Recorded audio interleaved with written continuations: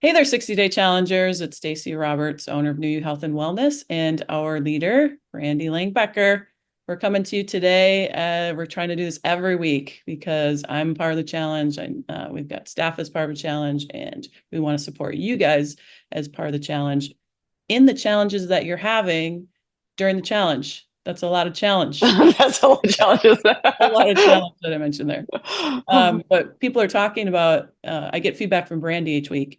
And what people are talking about, and even myself, I'm finding it challenging to get, 10,000 steps in and to get moving. So let's talk a little bit about that because you might be finding that you set your goal for 3,000 steps and that's easy. And, then the next one's 5,000 steps and you're getting that. But then as we move towards getting up to that 10,000 step total, what does that really mean? I mean, do we need to have to go out and walk an hour a day to get the 10,000 steps?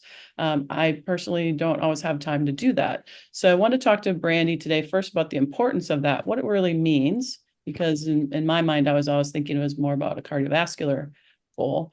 But Brandy's going to tell us a little bit more about that. So, Brandy, what's the big deal about 10,000 steps? So 10,000 steps was discovered as the minimum number of steps that people need to make in order to lose weight. So it's just something that's accumulated throughout the day. It's not something that has to be done all within one time frame. It's actually studies have been showing that it's actually better when it's spread throughout the day. So that was a study that was published back in 2018. Since then, there's been other studies, and we found that sometimes people need up to 14,000 steps a day in order to create that weight loss.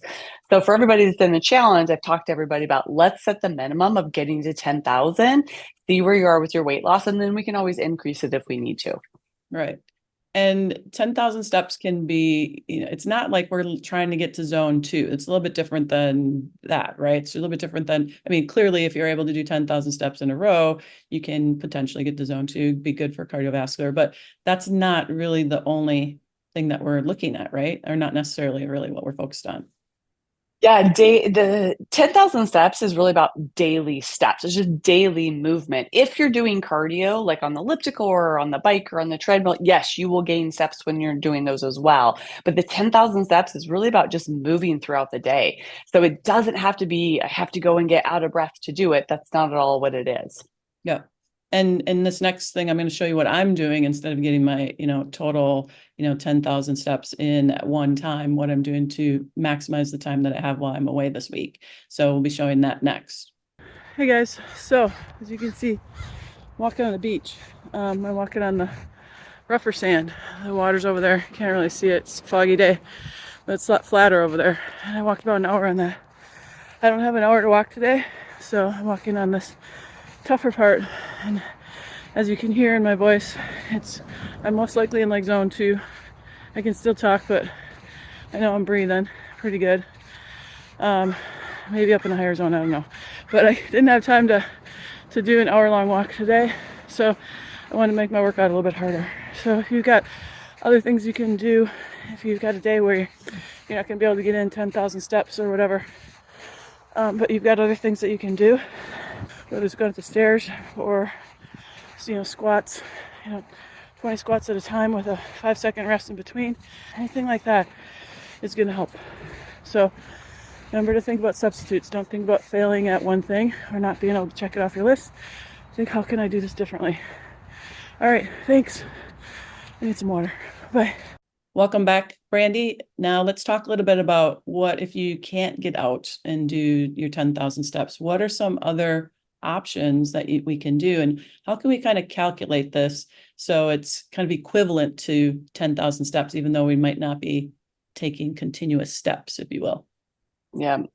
So little hacks, as I call them, or little cheats throughout the day is if you're stuck at work and you have a sedentary job. So one of the things you can do is make sure that you stand as much as you can during the day. And when you're on a phone call that doesn't require taking notes, like pace in your office or go walk around. So just getting up and being just mobile is definitely ways to track or to gain some of those steps. On your water break, go to the farthest water cooler or go to the farthest bathroom when you have to take a bathroom break so you get a couple extra steps in. Doing a 10-minute walk in the morning, 10 minutes afterwards, those are all great things. Parking a little bit further away so that you have to walk a little bit further, taking stairs instead of elevators, those are all good things. Now, obviously, we're not yet in Wisconsin winter, so I don't know that yet, but we may not be able to get a chance to go outside. So, one thing that we can do is just move. And so, the next time that you're out walking, take a look at like how much time does it take for you to get 200 steps? Is it 2 minutes? Is it 3 minutes? Is it 4 minutes?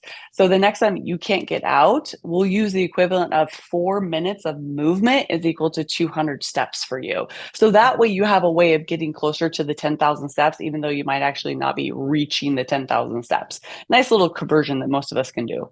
Yeah, absolutely. So you can, just to repeat that, we can do, let's say when I go out and walk, I can look at, okay, it took me 2.5 minutes to get 200 steps in, right?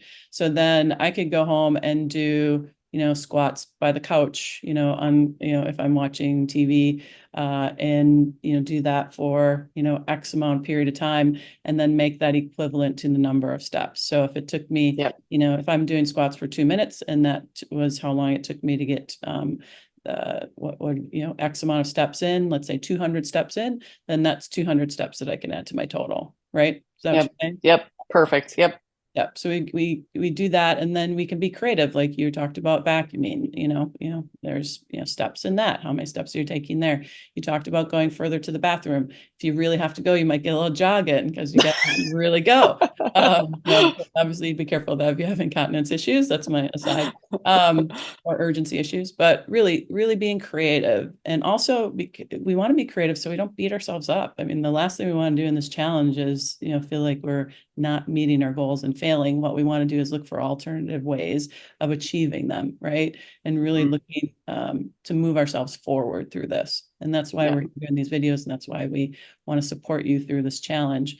And I know I'm finding it really helpful to have the accountability of Brandy around and to bounce some ideas off of her. So, and in our new way fat loss program, we do a lot of that as well too. So just wanted to say thank you to you guys. Thank you to Brandy for everything that you're doing, and keep it going. We're only in a couple weeks in. You can do this. I'm right alongside of you doing it. Brandy's, right alongside of us, coaxing us forward, pulling us forward when we need it. So really take advantage of that. Thanks so much, guys, and have a good rest of your week. Have a good week, everybody.